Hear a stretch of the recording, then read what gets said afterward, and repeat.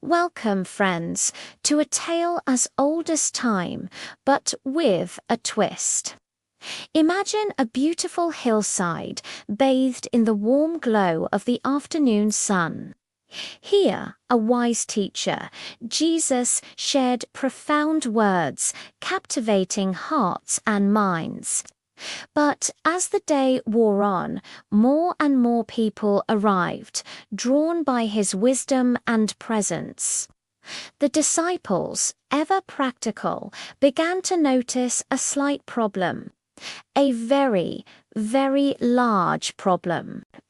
They tried to count, discreetly of course, but the numbers kept climbing, and their faces grew longer.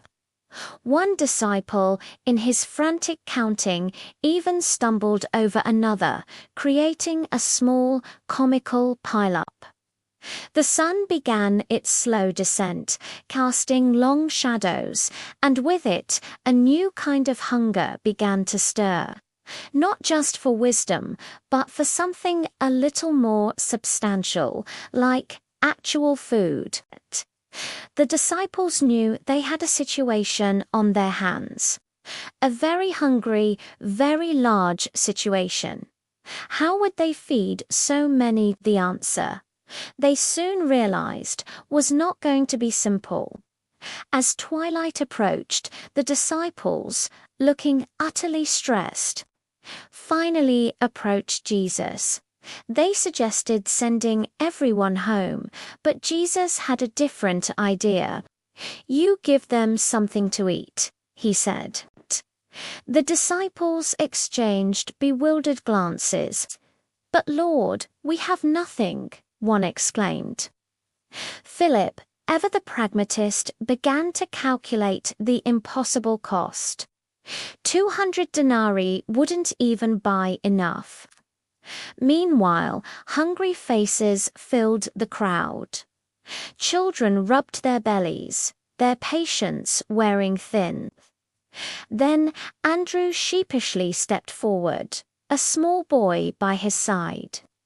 "There is a lad here who has 5 barley loaves and 2 small fish," Andrew finished, looking utterly defeated.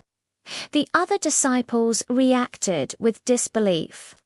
Exaggerated sighs filled the air, some even face-palming. 5 loaves and 2 fish, scoffed one. "That's barely enough for a snack for one person."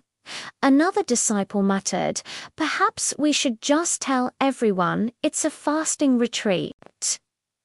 The boy, however, stood tall, his small offering the only hope in a sea of hungry faces.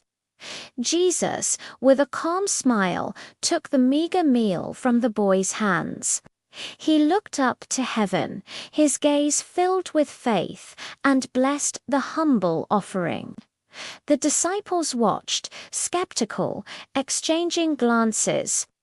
One even tried to sneak a bite of a fish. The boy, meanwhile, looked proud, but also a bit confused by all the fuss. Jesus then instructed the disciples, "Have the people sit down in groups of about 50. The disciples, still scratching their heads, began to organize the vast crowd into orderly rows. Then came the moment of truth. Jesus broke the bread and fish and handed them to the disciples. They started with the small basket, expecting it to run out immediately. But it didn't. Comedic chaos ensued.